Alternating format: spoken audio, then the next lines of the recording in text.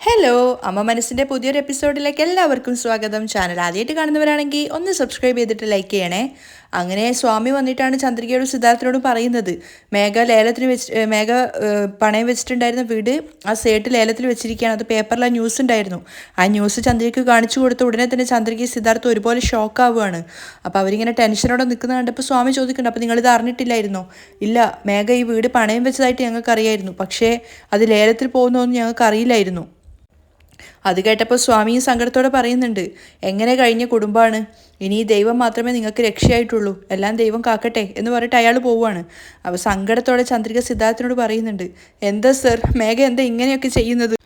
വീട് പണയം വെച്ചത് പോരാതെ വീട് ലേലത്തിൽ കൊണ്ടുവരേണ്ട അവസ്ഥയിൽ അവൾ എത്തിച്ചില്ലേ? നമുക്ക് ആൻറ്റിനോടും അങ്കിളിനോടും ഈ ഒരു കാര്യം പോയി പറയണ്ടേ? ചന്ദ്രികയോട് സിദ്ധാർത്ഥ ചോദിച്ചപ്പോൾ അവൾ പറയുന്നുണ്ട്, ഈ കാര്യം അറിഞ്ഞു കഴിഞ്ഞാൽ അച്ഛൻ വല്ലാതെ വിഷമിക്കും സർ, അദ്ദേഹത്തെ കൊണ്ട് ഇത് താങ്ങാൻ തന്നെ കഴിയില്ല സർ. നീ പറഞ്ഞത് സത്യമാണ് ചന്ദ്രിക. അങ്കിൾ ഈ ഒരു കാര്യം എങ്ങനെയാണ് മനസ്സിലാക്കാൻ വേണ്ടി പോകുന്നതെന്ന് പോലും അറിയില്ല. ചന്ദ്രിക ഓർത്തോർത്ത് കരയാണ്. സിധു പറയുന്നുണ്ട്, ചന്ദ്രിക കരയാതെ വാ, വീട്ടിൽ പോയി നമുക്കിത് അങ്കിളിനോട് പറയാം. അപ്പോൾ ചന്ദ്രിക പറയുന്നുണ്ട്, മേഘ വേണമെന്ന് വെച്ച് മനഃപൂർവ്വം തന്നെയാണ് ഈ വീട് ഇങ്ങനെ ലേലത്തിൽ വെപ്പിച്ചത്. ചന്ദ്രിക കരയുന്നത് കണ്ടിട്ട് സിധുവിനും വല്ലാത്ത സങ്കടം തോന്നുവാണ്. അവൻ പറയുന്നുണ്ട്, വാ ചന്ദ്രിക, വീട്ടിലേക്ക് പോവാം. കരഞ്ഞുകൊണ്ടിരുന്ന ചന്ദ്രികയും കൂട്ടി സിദ്ധാർത്ഥ് വീട്ടിലേക്ക് പോവുകയാണ്. അതേസമയം വീട്ടിൽ ഇതൊന്നും അറിയാതെയാണ് മഹേന്ദ്രനും ലക്ഷ്മി ഉണ്ടായിരുന്നത്. അവർ ചന്ദ്രികയൊക്കെ തിരിച്ചു വരുമ്പോഴേക്കും നല്ല പലഹാരങ്ങളൊക്കെ ഉണ്ടാക്കുവാണ് രണ്ടുപേരും ഒന്നിച്ചിരുന്നിട്ട്. രണ്ടുപേരും നല്ല സന്തോഷത്തിലാണുള്ളത്. മലരാണെങ്കിൽ അവിടെ ഇരുന്നിട്ട് കിടക്കയിൽ ഇരുന്നിട്ട് പഠിക്കുന്നുണ്ടായിരുന്നു. അവളാണെങ്കിൽ ഇടയ്ക്കിടയ്ക്ക് മുത്തശ്ശിയും നോക്കിക്കൊണ്ടേ ഇരിക്കുന്നുണ്ട്. കുറച്ച് സമയം കഴിഞ്ഞപ്പോൾ ജോലി ചെയ്തുകൊണ്ടിരുന്ന അവരുടെ അടുത്തേക്ക് ബുക്കൊക്കെ മാറ്റി വെച്ചിട്ട് മലർ വന്നിട്ട് പറയുകയാണ്, മുത്തശ്ശ, എനിക്ക് വല്ലാതെ ബോറടിക്കുന്നു, നമുക്ക് എന്തെങ്കിലും കളിച്ചാലോ? അത് കേട്ടപ്പോൾ മഹേന്ദ്രൻ ചിരിച്ചുകൊണ്ട് ലക്ഷ്മിയോട് പറയാണ്, മലർക്കുട്ടിക്ക് കളിക്കണം പോലും. എന്ത് കളിക്കണം? മലറിനോട് ചോദിക്കുകയാണ്. ഞാൻ മുത്തശ്ശൻ്റെ മേൽ കയറിയിട്ട് കുതിരസവാരി നടത്തിയാലോ? ആഹാ, കൊള്ളാലോ. അത് കേട്ടപ്പോൾ ലക്ഷ്മി പൊട്ടിച്ചിരിക്കുകയാണ്. എന്തേ, കുതിരസവാരി നടത്താനോ എന്ന് പറഞ്ഞ് വീണ്ടും അവർ ചിരിക്കുകയാണ്. എന്താ ലക്ഷ്മി, നീ എന്നെ കളിയാക്കുവാണോ?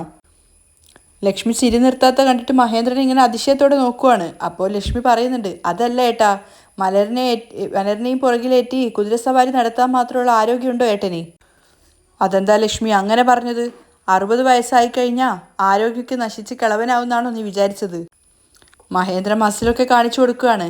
എന്നിട്ട് മലറിനോട് പറഞ്ഞു കൊടുക്കുന്നുണ്ട്, 30 വയസ്സിൽ മുത്തശ്ശൻ എങ്ങനെ വർക്കൗട്ട് ചെയ്തിട്ടുണ്ടോ അതുപോലെ തന്നെയാണ് ഇപ്പോഴും മുത്തശ്ശൻ വർക്കൗട്ട് ചെയ്യുന്നത്. വാ എന്ന് പറഞ്ഞിട്ട് മഹേന്ദ്രൻ വേഗം തന്നെ എന്താക്കും, കുതിര പോലെ ആയിട്ടിരുന്നിട്ട് മലറിനെ മുതുകിലേറ്റ് ഏറ്റുവാണ്. എന്നിട്ട് മഹേന്ദ്രൻ അങ്ങോട്ടും ഇങ്ങോട്ടും നടക്കുന്നുണ്ടായിരുന്നു. മലറിന് ഒത്തിരി സന്തോഷമാവുകയാണ്. നിർത്തുന്ന സമയത്ത് മലർ ഒന്നുകൂടെ ചോദിച്ച സമയത്ത് മഹേന്ദ്രൻ കൂളായിട്ട് വീണ്ടും അതുപോലെ തന്നെ ചെയ്തു കൊടുക്കുവാണ്. നമ്മൾ പുറത്ത് ആന കയറ്റുക എന്നൊക്കെ പറയുന്നില്ലേ, അതുപോലെ കുഞ്ഞിനെ പുറത്ത് കയറ്റിയിട്ട് ആന പോലെ ഇരുന്ന് നടക്കുവാണ് അങ്ങോട്ടും ഇങ്ങോട്ടും. അപ്പോൾ വീണ്ടും വീണ്ടും ചെയ്ത് സന്തോഷത്തോടെ മുത്തശ്ശനും കൊച്ചുമോളും കൂടെ കളിച്ചോണ്ടിരിക്കുന്നിടത്തേക്കാണ് ചന്ദ്രികയും സിദ്ധാർത്ഥും വരുന്നത്. ചന്ദ്രികയാണെങ്കിൽ ഈ ഒരു കാഴ്ച കണ്ടുകൊണ്ട് വന്നത് കാരണം തന്നെ അവളുടെ കണ്ണൊക്കെ നിറഞ്ഞിട്ടുണ്ടായിരുന്നു. ഒന്നും അറിയാതെ സന്തോഷത്തോടെ നിൽക്കുന്ന അച്ഛൻ്റെ അടുത്ത് പോയിട്ട് പറയേണ്ട വാർത്ത എന്താണെന്ന് ആലോചിച്ചിട്ട് അവൾ സങ്കടത്തോടെ കരഞ്ഞ കണ്ണുകളോടെ സിദ്ധാർത്ഥിനെ നോക്കി നിൽക്കുകയാണ്. അവനും അതേ വിഷമത്തിൽ തന്നെയാണുള്ളത്. അപ്പോൾ മലരിനെ തോളിൽ നിന്ന് ഇറക്കിയതിന് ശേഷം ലക്ഷ്മിയുടെ അടുത്ത് പോയിട്ട് മഹേന്ദ്രൻ ചോദിക്കുന്നുണ്ട്, ഇപ്പം എന്ത് പറയുന്നു? അത് കണ്ടിട്ട് ലക്ഷ്മി ചിരിക്കുകയാണ്. മഹേന്ദ്രൻ മലറിനോട് ചോദിക്കുന്നുണ്ട്, സന്തോഷമായോ മോക്ക്? ഒത്തിരി സന്തോഷമായി. അങ്ങനെ അവർ രണ്ടുപേരും കൂടെ സന്തോഷത്തോടെ ചിരിച്ചുകൊണ്ടിരിക്കുമ്പോഴാണ് മഹേന്ദ്രൻ പുറത്ത് കരഞ്ഞുകൊണ്ട് നിൽക്കുന്ന ചന്ദ്രികയും അതുപോലെ വിഷമത്തോടെ നിൽക്കുന്ന സിദ്ധാർത്ഥിനെയും കാണുന്നത്. പെട്ടെന്ന് അവരെ കണ്ടപ്പോൾ ലക്ഷ്മിയും മഹേന്ദ്രനും ഒന്ന് പകച്ചു പോവുകയാണ്. എന്തിനായിരിക്കും ചന്ദ്രിക കരയുന്നത് എന്ന് വിചാരിച്ചിട്ട്. ചന്ദ്രികയാണെങ്കിൽ അമ്മയെ കണ്ട ആ ഒരു സങ്കടത്തിൽ ഓടി വരികയാണ്. അമ്മ അമ്മ എന്ന് വിളിച്ചിട്ട് വേഗം വന്നിട്ട് ലക്ഷ്മിയുടെ അടുത്തിരുന്നിട്ട് അവരുടെ നെഞ്ചിൽ ചാഞ്ഞ് കിടന്ന് കരയുകയാണ്. ലക്ഷ്മി കാര്യം അന്വേഷിക്കും മുന്നേ തന്നെ മകളെ ആശ്വസിപ്പിക്കുകയാണ്. എന്നിട്ട് സിദ്ധാർത്ഥിനെ നോക്കുന്നുണ്ട്. സിദ്ധാർത്ഥ ഒന്നും പറയാനാവാതെ വിഷമത്തോടെ നിൽക്കുകയാണ്. അപ്പോൾ ലക്ഷ്മി ചന്ദ്രികയോട് ചോദിക്കുകയാണ്, എന്താ മോളെ, എന്ത് പറ്റി, എന്തിനാ കരയുന്നത്? ചന്ദ്രിക കാര്യം പറയാനാവാതെ കരഞ്ഞുകൊണ്ടേ ഇരിക്കുകയാണ്. അപ്പോൾ സിദ്ധുവിനോട് മഹേന്ദ്രൻ ചോദിക്കുന്നുണ്ട്, എന്താ മോനെ പറ്റിയത്, എന്തെങ്കിലും പ്രശ്നമുണ്ടോ? അതെ അങ്കിൾ. എന്താ പ്രശ്നം? അപ്പോഴും അവർക്ക് പറയാൻ സാധിക്കുന്നില്ല. അയ്യോ, ആരെങ്കിലും ഒന്ന് പറയൂ പ്ലീസ്, എന്താ പ്രശ്നം? അപ്പോൾ ചന്ദ്രിക പൊട്ടി കരയാണ്. അയ്യോ ചന്ദ്രിക, എന്തിനാ മോളിങ്ങനെ കരയുന്നത്, പ്രശ്നം എന്താണെന്ന് പറ. ലക്ഷ്മി വീണ്ടും ചോദിക്കുമ്പോഴേക്കും മലര അമ്മ കരയുന്നത് കണ്ടിട്ട് അമ്മയുടെ അടുത്ത് പോയിട്ട് ഇരിക്കുന്നുണ്ട്. പറ മോളെ, എന്താ പ്രശ്നം എന്ന് പറഞ്ഞാലല്ലേ അറിയുള്ളൂ. അപ്പോൾ വിറച്ച് സിദ്ധാർത്ഥ തന്നെയാണ് പറയുന്നത്, മേഘ നിങ്ങളുടെ വീട് പണയം വെച്ചിരുന്നില്ലേ അമ്മാവ? ആ, ആ വീട് സേട്ടു ലേലത്തിൽ വെച്ചിരിക്കുകയാണ്. സിദ്ധാർത്ഥ് പറഞ്ഞത് കേട്ടതും മഹേന്ദ്രൻ ഞെട്ടിപ്പോയി. അതേപോലെ തന്നെ ലക്ഷ്മിയും കരഞ്ഞു കലങ്ങിയ കണ്ണുകളോടെ മഹേന്ദ്രൻ ചോദിക്കുന്നുണ്ട്, സിദ്ധു നീ എന്താ മോനെ ഈ പറയുന്നത്? അതെ അങ്കിൾ, ആ സേട്ട് നമ്മുടെ വീട് ലേലത്തിൽ വെച്ചിരിക്കുകയാണെന്ന് പത്രത്തിൽ പരസ്യം കൊടുത്തിട്ടുണ്ട്. മഹേന്ദ്രൻ എങ്ങനെയാണ് അയാളുടെ ദുഃഖം പ്രകടിപ്പിക്കേണ്ടതെന്ന് മനസ്സിലാവുന്നുണ്ടായിരുന്നില്ല. തലയിൽ കൈവച്ച് അയാളിങ്ങനെ സ്ഥലകാല ബോധമില്ലാതെ പോലെ നിൽക്കുകയാണ്. ലക്ഷ്മിയാണെങ്കിൽ തലക്കടിച്ചുകൊണ്ട് കരഞ്ഞ് പരിതപിക്കുകയാണ്. കാരണം അവർ ചെയ്ത ആ ഒരു തെറ്റിൻ്റെ ഫലമായിട്ടാണല്ലോ ഇതൊക്കെ സംഭവിക്കുന്നത്. സിധു, നിന്റെ അങ്കിള് വളരെയധികം കഷ്ടപ്പെട്ട് അധ്വാനിച്ചുണ്ടാക്കിയ വീടാ മോനെ അത്. അങ്ങനെയുള്ള ആ വീട് ലേലത്തിലാക്കിയില്ലേ മേഘ? ലക്ഷ്മി കരഞ്ഞിട്ട് പദം പറഞ്ഞുകൊണ്ടേ ഇരിക്കുകയാണ്. മുത്തശ്ശിയുടെ കരച്ചിൽ കാണുന്ന സമയത്ത് മലരും കൂടെ കരയുന്നുണ്ടായിരുന്നു. അതുപോലെ തന്നെ ചന്ദ്രികയും. അവളെ ഞാൻ വളർത്തിയതാണ് ഏറ്റവും വലിയ തെറ്റ്. ലക്ഷ്മി കരഞ്ഞുകൊണ്ട് പറഞ്ഞിട്ട് മഹേന്ദ്രന് നേരെ കൈകൂപ്പിക്കൊണ്ട് പറയാണ്, ഏട്ടാ എന്നോട് ക്ഷമിക്കേട്ടാ. നിങ്ങളോട് ചോദിക്കാതെ എല്ലാ സ്വത്തുക്കളും മേഘയുടെ പേരിൽ എഴുതി വെച്ചില്ലേ, അതാണ് ഞാൻ ചെയ്ത തെറ്റ്.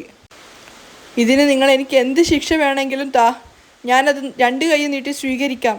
ലക്ഷ്മി പറയുന്നത് കേട്ടിട്ട് മറുത്തൊന്നും പറയാനാവാതെ സങ്കടത്തോടെ നിൽക്കുകയാണ് മഹേന്ദ്രൻ. അതുപോലെ അമ്മയുടെ സങ്കടം കണ്ടപ്പോൾ ചന്ദ്രികയ്ക്കും ഒത്തിരി സങ്കടമാവുന്നുണ്ടായിരുന്നു. നിങ്ങളോട് ചോദിക്കാതെ മേഘയുടെ മേൽ സഹതാപം തോന്നിയിട്ട് എല്ലാ സ്വത്തുക്കളും അവളുടെ പേരിൽ എഴുതി വെച്ചതല്ലേ, ഒരിക്കലും ക്ഷമിക്കാൻ പറ്റാത്ത തെറ്റ് തന്നെയാണത്.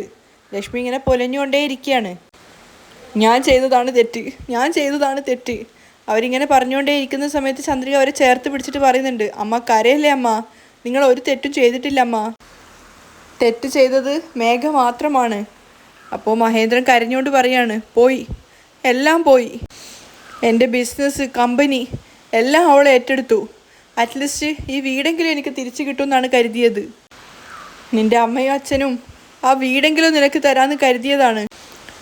അതുപോലും തരാൻ പറ്റാത്ത അവസ്ഥയിലാക്കി കളഞ്ഞു മോളെ അവൾ. നിനക്കൊന്നും തരാൻ പറ്റാത്ത അവസ്ഥയിലാക്കി കളഞ്ഞു ഈ അച്ഛനെയും അമ്മയെയും. അതിനു പോലും ഗതിയില്ലാത്തവൻ എന്നും പറഞ്ഞ് അവർ രണ്ടുപേരും പൊട്ടിക്കരയാണ്. ചന്ദ്രികയ്ക്കും കരച്ചിൽ വരുന്നുണ്ടായിരുന്നു. അവൾ സങ്കടത്തോടെ അച്ഛനോട് പറയുന്നുണ്ട്, എന്തിനാ അച്ഛ ഇങ്ങനെയൊക്കെ സംസാരിക്കുന്നത്? നിങ്ങൾ സമ്പാദിച്ചു വെച്ചിരിക്കുന്ന സ്വത്ത്, കമ്പനി അതൊന്നും എനിക്ക് ആവശ്യമില്ല അച്ഛാ. നിങ്ങളുടെ രണ്ടുപേരുടെയും സ്നേഹമാണ് എൻ്റെ ഏറ്റവും വലിയ സമ്പത്ത്. നിങ്ങൾ രണ്ടുപേരും എപ്പോഴും എൻ്റെ കൂടെ ഉണ്ടായാൽ മാത്രം മതി അച്ഛാ. നിങ്ങളൊന്നും ചിന്തിച്ച് വിഷമിക്കല്ലേ അച്ഛാ. നിങ്ങൾ എൻ്റെ കൂടെ ഉണ്ടായിക്കഴിഞ്ഞാൽ അതിനേക്കാളും വലിയ സ്വത്തായിട്ട് എനിക്കൊന്നുമില്ല അച്ഛാ. വെറുതെ നിങ്ങൾ ഓരോന്നും ചിന്തിച്ച് കൂട്ടല്ലേ. അവരെല്ലാവരും കരഞ്ഞുകൊണ്ടിരിക്കുകയാണ്. അപ്പോൾ മലരി ചന്ദ്രികയോട് ചോദിക്കുന്നുണ്ട്, മുത്തശ്ശൻ്റെ വീട് ലേലത്തിൽ പോവുകയാണോ അമ്മ? അപ്പോൾ ഇനി ആ വീട് നമ്മുടേതല്ലേ അമ്മ? മലരും കരഞ്ഞുകൊണ്ടാണ് ചോദിക്കുന്നത്. കുഞ്ഞിൻ്റെ നിഷ്കളങ്കമായ ആ ചോദ്യം കേട്ടപ്പോൾ ബാക്കിയുള്ളവർക്കും സങ്കടമാവുകയാണ്. എന്താ അമ്മ, ലേലത്തിൽ വെച്ച് ആ വീട് നമുക്ക് വാങ്ങിച്ചൂടെ അമ്മ? അപ്പോൾ ലക്ഷ്മിയാണ് പറഞ്ഞു കൊടുക്കുന്നത്, ആ വീട് ലേലത്തിലെടുക്കാൻ മാത്രമുള്ള പണം നമ്മുടെ കയ്യിലില്ല മോളെ. അതിൻ്റെ ഗൗരവം മനസ്സിലാക്കാതെ മലര് വീണ്ടും പറയാണ്, ഇല്ല, മഹേന്ദ്ര മുത്തശ്ശൻ്റെ വീട് എനിക്ക് വേണം. അത് മറ്റാർക്കും കൊടുക്കാൻ ഞാൻ സമ്മതിക്കില്ല. കുഞ്ഞിനെ എങ്ങനെയാണ് കാര്യം പറഞ്ഞ് മനസ്സിലാക്കുക എന്ന് വിചാരിച്ച് എല്ലാവരും വിഷമത്തോടെയാണ് നിൽക്കുന്നത്. മലര് കരഞ്ഞുകൊണ്ട് വീണ്ടും പറയുന്നുണ്ട്, എനിക്ക് ആ വീട് വേണം. മലറിനെ ചേർത്ത് പിടിച്ച് ചന്ദ്രികയും ബാക്കിയുള്ളവരും ഒരുപോലെ കരയുവാണ്. സിദ്ധാർത്ഥും അവരുടെ വിഷമത്തിൽ പങ്കുചേർന്നിട്ടുണ്ടായിരുന്നു. രാത്രിയായിട്ടും അവരാരും അവിടുന്ന് അനങ്ങിയിട്ട് പോലും ഉണ്ടായിരുന്നില്ല. എല്ലാവരും ആകെ ഒരു നിരാശയിലും സങ്കടത്തിലുമാണുള്ളത്. മഹേന്ദ്രനാണെങ്കിൽ ഇരുന്നിട്ട് ചിന്തിക്കുന്നത്, ലക്ഷ്മിയുടെയും മഹേന്ദ്രൻ്റെയും വിവാഹ ആനിവേഴ്സറിൻ്റെ ദിവസത്തിൽ അച്ഛൻ അവരെ രണ്ടുപേരെയും അനുഗ്രഹിച്ചിട്ടുണ്ടായിരുന്നു. മഹേന്ദ്ര, ലക്ഷ്മി, നിങ്ങൾക്ക് രണ്ടുപേർക്കും വിവാഹ ദിനാശംസകൾ. അദ്ദേഹത്തിൻ്റെ അനുഗ്രഹം കിട്ടിയ വീടാണത്. അദ്ദേഹം അത്രയേറെ ആഗ്രഹിക്കുന്നുണ്ടായിരുന്നു ആ വീട് തിരിച്ചു കിട്ടിയിരുന്നെങ്കിൽ അങ്ങോട്ടേക്ക് വരാമെന്ന്, അതും മഹേന്ദ്രൻ്റെ പേരിൽ തന്നെ ആയിട്ട്. അതിനുശേഷം മഹേന്ദ്രൻ ചിന്തിക്കുന്നത് ആ ഒരു വെഡ്ഡിങ് ആനിവേഴ്സറി നടന്ന ദിവസവും അന്ന് ലക്ഷ്മിയും മഹേന്ദ്രനും ഒത്തിരി സന്തോഷത്തോടെ പരസ്പരം മോതിരമൊക്കെ ഗിഫ്റ്റായിട്ട് കൊടുത്തിട്ടുണ്ടായിരുന്നു. അപ്പോൾ ആ ഒരു സമയത്ത് അദ്ദേഹം കഷ്ടപ്പെട്ടുണ്ടാക്കിയ ആ ഒരു വീടിനെക്കുറിച്ച് ആലോചിച്ചിരിക്കുന്ന സമയത്തുള്ളൊരു പാട്ടാണുള്ളത്. ലക്ഷ്മിയും അവരുടെ ആ ഒരു വിവാഹദിന ആശംസകൾ നടത്തിയ ദിവസം തന്നെയാണ് ആലോചിച്ചുകൊണ്ടിരിക്കുന്നത്. അന്ന് അവിടെ എല്ലാവരും ചുറ്റിലും കൂടിയതും ആ ഒരു ദിവസത്തിനെ മറക്കാനാവാത്തൊരു ദിവസമാക്കി മാറ്റിയതൊക്കെയാണ് അവരുടെ കണ്ണിൽ നിറഞ്ഞുകൊണ്ട് അവർ ആലോചിക്കുന്നത്. അതേപോലെ തന്നെ അവരുടെ മടിയിൽ കിടന്നുകൊണ്ട് മലര് ചിന്തിക്കുന്നത്, മലരും പ്രിയയും കൂടി ആ ഒരു നടുമുറ്റത്ത് വെച്ചിട്ട് കണ്ണുകെട്ടി കളിച്ചതും ചന്ദ്രികയാണെങ്കിൽ ചിന്തിക്കുന്നത് അവളവിടെ ജോലിക്കാരിയായിട്ട് നിന്ന സമയത്ത് അവൾക്ക് ലക്ഷ്മിയും മഹേന്ദ്രനും അമിതമായ സ്വാതന്ത്ര്യം കൊടുത്തിട്ട് ഭക്ഷണം കഴിപ്പിക്കുന്നതും ആ ഒരു സ്നേഹത്തിൽ അവർക്കൊപ്പം അവളെയും നിർത്തിയതും പിന്നെ ഗ്രൂപ്പ് ഫോട്ടോ എടുക്കുന്ന സമയത്ത് ചന്ദ്രികയും വിളിച്ചുകൂട്ടി അവളെയും നിർത്തിച്ച കാര്യങ്ങളും ഒക്കെ ചന്ദ്രിക ഓർക്കുന്നുണ്ടായിരുന്നു. കാരണം ആ വീട്ടിലുള്ളിടത്തോളം കാലം ചന്ദ്രിക വീട്ടുജോലിക്കാരിയായിരുന്നു. അവരെല്ലാവരും ഓരോരോ കാര്യങ്ങൾ ആലോചിച്ച് സങ്കടപ്പെട്ട് കരഞ്ഞിരിക്കുകയാണ്. ആ സമയത്ത് മഹേന്ദ്രൻ്റെ ആലോചന വരുന്നുണ്ട്. അവസാനം മേഘയുടെ പേരിലേക്ക് ലക്ഷ്മി എല്ലാ സ്വത്തുക്കളും എഴുതി കൊടുത്തതിന് ശേഷം മേഘ തനിക്ക് നേരെ നിന്ന് വെല്ലുവിളിച്ചിട്ടുണ്ടായിരുന്നു. എല്ലാ സ്വത്തുക്കളും മേഘയുടെ പേരിലായിരുന്നല്ലോ നിങ്ങൾ വാങ്ങിയത്, അതുകൊണ്ടാണ് എല്ലാം ഞാൻ എൻ്റെ പേരിലേക്ക് തന്നെ മാറ്റിയത്. എടി ദുഷ്ടേ എന്ന് പറഞ്ഞിട്ട് ലക്ഷ്മി മേഘയുടെ കവിളിൽ തല്ലാൻ വേണ്ടി കൈയോങ്ങിയിട്ടുണ്ടായിരുന്നു. ആ സമയത്ത് മേഘ കൈ തടഞ്ഞു വെക്കുകയാണ്. എന്നിട്ട് അവൾ പറയുന്നുണ്ട്, ഇനി എൻ്റെ ദേഹത്ത് കൈ വെക്കുകയാണെങ്കിൽ കളി വേറെ ലെവലിലേക്ക് മാറും. അവസാനം മേഘയെ തോൽപ്പിക്കാൻ ശ്രമിച്ച് മഹേന്ദ്രനും ലക്ഷ്മിയും തന്നെ തോൽക്കുകയാണ് ഉണ്ടായത്. മേഘയെ ആ വീട്ടിൽ നിന്ന് ഇറക്കി വിടാൻ ശ്രമിച്ചിട്ട് അവസാനം മഹേന്ദ്രൻ തന്നെ ഇറങ്ങി പോകാൻ വേണ്ടി തീരുമാനിച്ചിട്ട് ലക്ഷ്മിയോട് പറയുകയാണ്, ലക്ഷ്മി നമ്മുടെ ബാഗൊക്കെ എടുക്ക്. എന്നിട്ട് അവസാനമായിട്ട് തകർന്നുകൊണ്ട് ആ മുറ്റത്തൊരു ഇരിപ്പുണ്ടായിരുന്നു.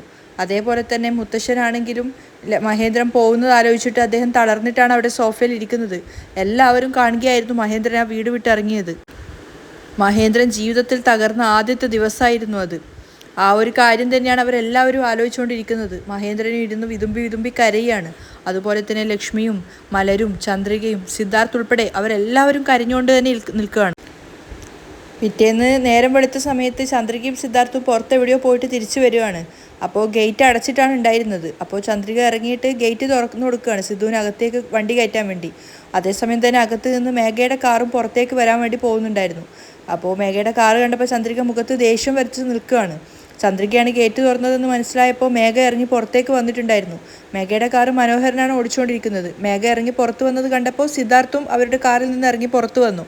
അപ്പോൾ മേഘ സിദ്ധുവിൻ്റെയും ചന്ദ്രികയുടെ അടുത്ത് വന്നിട്ട് ദേഷ്യം പിടിച്ചു നിൽക്കുന്ന ചന്ദ്രികയോട് പറയുന്നുണ്ട്, ഇപ്പം എന്താ സംഭവിക്കുന്നതെന്ന് അറിയോ? നിൻ്റെ അച്ഛൻ കഷ്ടപ്പെട്ട് രാപ്പകലില്ലാതെ അധ്വാനിച്ചുണ്ടാക്കി ഈ വീട് സേട്ട് ലേലത്തിൽ വെച്ചിരിക്കുകയാണ്. ഇനി ഈ വീട്ടിൽ താമസിക്കാൻ നിനക്കും ഭാഗ്യമില്ല, എനിക്കും ഭാഗ്യമില്ല. ചന്ദ്രിക തകർന്ന് ദേഷ്യത്തിൽ നിൽക്കുകയാണ്. പക്ഷേ മേഘ വളരെ കൂളായിട്ടാണ് പറയുന്നത്, എന്ത് ചെയ്യാനാ, ഇനിയും കുറച്ച് നാൾ കൊണ്ട് ഈ വീട് വേറൊരാൾക്ക് സ്വന്തമാവാൻ പോവുകയാണ്. പാവം നീയും നിൻ്റെ അച്ഛനും അമ്മയും, ഇനി നിങ്ങൾക്ക് ആർക്കും ഈ വീട് സ്വന്തമാക്കാൻ സാധിക്കില്ലല്ലോ. മേഘയുടെ സംസാരം കേട്ടപ്പോൾ സിദ്ധുവിനും ചന്ദ്രികയ്ക്കും അവളെ കൊല്ലാനുള്ള ദേഷ്യം ഉണ്ടായിരുന്നു. മേഘയാണെങ്കിൽ നന്നായിട്ട് പരിഹസിച്ചിട്ട് കളിയാക്കി ചിരിച്ചുകൊണ്ടാണ് സംസാരിക്കുന്നത്. അതിന് വക്കാലത്തായിട്ട് മനോഹരനും ചിരിക്കാൻ കൂടുന്നുണ്ടായിരുന്നു. അപ്പോൾ മേഘ പറയാണ്, ഇനി പുറത്തെവിടെയെങ്കിലും ഒരു വാടക വീട് കണ്ടുപിടിച്ച് നിങ്ങളെല്ലാവരും അങ്ങോട്ടേക്ക് മാറുന്നതായിരിക്കും നല്ലത്. അവസാനം ചന്ദ്രികയുടെ ക്ഷമ നശിക്കുകയാണ്. നീയൊക്കെ ഒരു പെണ്ണാണോ? എന്തിനാണ് നീയൊക്കെ ജീവിക്കുന്നത്? എൻ്റെ അച്ഛൻ കഷ്ടപ്പെട്ടുണ്ടാക്കിയ വീട് പണയം വെച്ചതും പോരാതെ അത് ലേലത്തിൽ കൊണ്ടെത്തിക്കുന്ന അവസ്ഥയിലേക്ക് കൊണ്ടെത്തിച്ചില്ലേ? നിനക്ക് തോറ്റുപോയതിനുള്ള ആ ഒരു കുറ്റബോധം കുറച്ച് പോലും ഇല്ലാതെ എങ്ങനെയാണ് നിന്നെക്കൊണ്ട് ഇങ്ങനെയൊക്കെ സംസാരിക്കാൻ സാധിക്കുന്നത്? ചന്ദ്രികയുടെ ആ ഒരു ദേഷ്യം ന്യായമായത് കാരണം സിദ്ധു ഒന്നും പറയുന്നുണ്ടായിരുന്നില്ല. പക്ഷെ അപ്പോഴും മേഘ കൂളായി ചിരിച്ചുകൊണ്ട് പരിഹസിക്കുകയാണ്. എനിക്ക് ഒരു കണ്ണ് നഷ്ടപ്പെട്ടു കഴിഞ്ഞാൽ എൻ്റെ ശത്രുവിന് 2 കണ്ണ് നഷ്ടപ്പെടണമെന്ന് ആഗ്രഹിക്കുന്ന ഒരാളാണ് ഞാൻ തോക്കുന്നതിനേക്കാളും കൂടുതൽ ഈ വീട് ലേലത്തിൽ പോകുന്നതാണ് എനിക്ക് സന്തോഷവും സമാധാനവുമായിട്ട് തോന്നുന്നത്. മേഘയുടെ അഹങ്കാരം കുറച്ചൊന്നും ആയിരുന്നില്ല. ഈ വീട് ഇതുപോലെ ഇവിടെ ഉള്ളതിൻ്റെ പേരിലായിരുന്നല്ലോ നീയും നിൻ്റെ കുടുംബവും ഒരുപാട് അങ്ങോട്ട് അഹങ്കരിച്ചത്. പിന്നെ നിൻ്റെ മുത്തശ്ശനെ കുറിച്ച് ആലോചിക്കുമ്പോൾ എനിക്ക് വല്ലാത്ത സങ്കടം തോന്നുന്നുണ്ട്. എപ്പോഴാണോ ഈ വീട് തിരിച്ച് നിൻ്റെ അച്ഛൻ്റെ കൈകളിലേക്ക് വരുന്നുവോ അപ്പോൾ മാത്രമേ അദ്ദേഹം തിരിച്ചു വരുള്ളൂ എന്ന് ശപഥം ചെയ്തിട്ടാണ് പോയിട്ടുള്ളത്. മേഘ തീർത്തും പരിഹസിച്ചുകൊണ്ടാണ് സംസാരിക്കുന്നത്. അയ്യോ, അതിനിനി ഒരു അവസരം പോലും ഇല്ലല്ലോ. മനോഹരനും അതിന് കൂട്ടു നിൽക്കുകയാണ്. നിങ്ങൾ കഴിഞ്ഞ ജന്മത്തിലെ എന്തോ വലിയ പാപം ചെയ്തിട്ടുണ്ട്, അതുകൊണ്ടാണ് ഈ ജന്മത്തിൽ ഇങ്ങനെയൊക്കെ അനുഭവിക്കേണ്ടി വന്നത്. മേഘ വീണ്ടും വീണ്ടും കളിയാക്കിക്കൊണ്ടേയിരിക്കുകയാണ്. അവസാനം ക്ഷമ നശിച്ച് ചന്ദ്രിക പറയുന്നുണ്ട്, ഏയ് മേഘ, ഞങ്ങളാരും ഒരു പാപവും ചെയ്തിട്ടില്ലടി. നീയാണ് ഏറ്റവും വലിയ തെറ്റ് ചെയ്തിട്ടുള്ളത്. നിന്നെ എന്ന് പറഞ്ഞു തീർന്നതും ചന്ദ്രിക മേഘയുടെ കവിളത്ത് നോക്കി ഒന്ന് പൊട്ടിച്ചു കൊടുക്കുകയാണ്. അവരാരും അത് പ്രതീക്ഷിച്ചിട്ടുണ്ടായിരുന്നില്ല. അതുകൊണ്ട് തന്നെ സിദ്ധാർത്ഥ് ഉൾപ്പെടെ മനോഹരനും എല്ലാവരും ഷോക്കായി നിൽക്കുകയാണ്. തിരിച്ച് മേഘ അതുപോലെ ഒന്ന് പൊട്ടിച്ചു കൊടുക്കാൻ നോക്കിയതായിരുന്നു. പക്ഷേ ചന്ദ്രിക കൈ തടഞ്ഞു വെക്കുകയും അതിൻ്റെ കൂടെ തന്നെ മേഘയെ തിരിച്ച് പ്രതിരോധിക്കുകയും ചെയ്യാണ്. അങ്ങനെ ചന്ദ്രികയും മേഘയും അപ്പുറത്തുനിന്നും ഇപ്പുറത്തുനിന്നുമായിട്ട് മനോഹരനും സിദ്ധാർത്ഥും പിടിച്ചു മാറ്റുവാണ്. എങ്ങനെയൊക്കെ ചേർന്നിട്ടാണ് രണ്ടുപേരെയും രണ്ട് വഴിക്കായി കാക്കുന്നത്, മനോഹരനും സിദ്ധാർത്ഥും ചേർന്നിട്ട്. അപ്പോൾ കാറിൽ കയറുന്നതിന് മുന്നേ മേഘ ചന്ദ്രികയോട് പറയുന്നുണ്ട്, നിനക്ക് വെച്ചിട്ടുണ്ടടി ഞാൻ. അങ്ങനെ മനോഹരൻ വേഗം കാറും കൊണ്ട് അവിടുന്ന് പോവാണ്. അതുപോലെ തന്നെ സിദ്ധാർത്ഥ ചന്ദ്രികയോട് ചോദിക്കുന്നുണ്ട്, നീ എന്തേ ചെയ്തത്? ചന്ദ്രിക അവളൊന്നും ഒരു മനുഷ്യൻ കൂടിയല്ല, അവളടുത്ത് പോയിട്ട് നീ എന്തിനാ വെറുതെ തല്ലുണ്ടാക്കുന്നത്, വാ വാ കാറ് കയറ് എന്ന് പറഞ്ഞിട്ട് ചന്ദ്രികയെ പിടിച്ച് കാറിൽ കയറ്റുകയാണ്. അതേസമയം മുത്തശ്ശിയും മനോഹരനും ടെറസിൻ്റെ മുകളിലാണുള്ളത്. മുത്തശ്ശി ആകെ ടെൻഷനിലാണുള്ളത്. അവരങ്ങോട്ടും ഇങ്ങോട്ടും ഇങ്ങനെ വിഷമിച്ച് നടന്നുകൊണ്ടിരിക്കുകയാണ്. മനോഹരന് തൊട്ടടുത്ത് തന്നെയുണ്ട്. അപ്പോൾ വിഷമത്തോടു കൂടി മുത്തശ്ശി മനോഹരനോട് ചോദിക്കുന്നുണ്ട്, എടാ ഈ വീട് ലേലത്തിൽ പോയി കഴിഞ്ഞാൽ പിന്നെ നമ്മൾ എങ്ങോട്ടേക്കാടാ പോവുക? അറിയില്ല ചേച്ചി. എടാ സത്യമായിട്ടും മേഘയുടെ കൈ പണയില്ലേ? ആണ് ചേച്ചി, അവളുടെ കൈ പണം ഉണ്ടെങ്കിൽ പിന്നെ ഈ വീട് എന്തിനാ ലേലത്തിൽ പോകുന്നത്? ഈ വീട് പണയം വെച്ച് കിട്ടിയ 3 കോടി രൂപ കൊണ്ട് പകുതി കടം മാത്രമേ വീട്ടിയിട്ടുള്ളൂ. ബാക്കിയുള്ള കടം വീട്ടാൻ മേഘയ്ക്ക് ഇനിയും പണം ആവശ്യമുണ്ട്. ബാക്കിയുള്ള കടം വീട്ടാനുള്ള പണത്തിന് മേഘ എന്താ ചെയ്യാൻ പോകുന്നതെന്ന് പോലും എനിക്കറിയില്ല ചേച്ചി. അതും പോരാതെ വേറെ എവിടുന്നൊക്കെയോ കടം വരെ വാങ്ങിയിട്ടുണ്ട്. ഈ കടമൊക്കെ എങ്ങനെയാണ് വീട്ടുക എന്ന് പോലും എനിക്കറിയില്ല ചേച്ചി. അതുകൂടെ കേട്ടപ്പോൾ മുത്തശ്ശി വല്ലാതെ ഭയന്നു പോയിട്ടുണ്ടായിരുന്നു. അയ്യയ്യോ, ഇതൊന്നും അറിയാതെ മഹേന്ദ്രനും ലക്ഷ്മിയോടും തട്ടിക്കയറുകയും ചെയ്തു. ഇനി ആരെടുത്താടാ പോയിട്ട് സഹായം ചോദിക്കുക? ഇവക്ക് ഇത്രയ്ക്ക് ബുദ്ധിയില്ലാന്ന് അറിയില്ലായിരുന്നു എന്നും പറഞ്ഞുകൊണ്ട് കരഞ്ഞുകൊണ്ട് പോവുകയാണ്. അപ്പോൾ ചേച്ചിന്ന് പിന്നീന്ന് വിളിക്കുകയാണെങ്കിൽ അവർ തിരിഞ്ഞു നോക്കുന്നില്ല. അയ്യോ, മഹേന്ദ്രനോടും ലക്ഷ്മിയോടും എന്തൊക്കെയോ മോശമായിട്ടാണ് സംസാരിച്ചിട്ടുള്ളത്. ഈ വിഷയമൊക്കെ അവരറിഞ്ഞു കഴിഞ്ഞാൽ ഇനി എന്തൊക്കെയായിരിക്കും സംഭവിക്കുക എന്നൊക്കെ പുലമ്പിക്കൊണ്ടാണ് മുത്തശ്ശി അവിടുന്ന് പോകുന്നത്. അത് കേട്ടുകൊണ്ടാണ് മേഘ അങ്ങോട്ടേക്ക് വരുന്നത്. ആ സമയത്ത് മനോഹരൻ ചിന്തിക്കുന്നുണ്ട്, ഇതറിഞ്ഞപ്പോൾ തന്നെ ചേച്ചിയുടെ അവസ്ഥ ഇതാണെങ്കിൽ യഥാർത്ഥത്തിലുള്ള കാര്യങ്ങൾ അറിഞ്ഞ ചേച്ചിയുടെ അവസ്ഥ എന്താവും? മേഘ വന്ന് മനോഹരനോട് ചോദിക്കുകയാണ്, മുത്തശ്ശി എന്താ പറഞ്ഞിട്ട് പോകുന്നത്? വേറെന്ത് പറയാനാ? വീട് നഷ്ടപ്പെടുന്നത് ഓർത്തിട്ട് അവർ വല്ലാതെ ഭയന്നിട്ടാണ് ഉള്ളത്.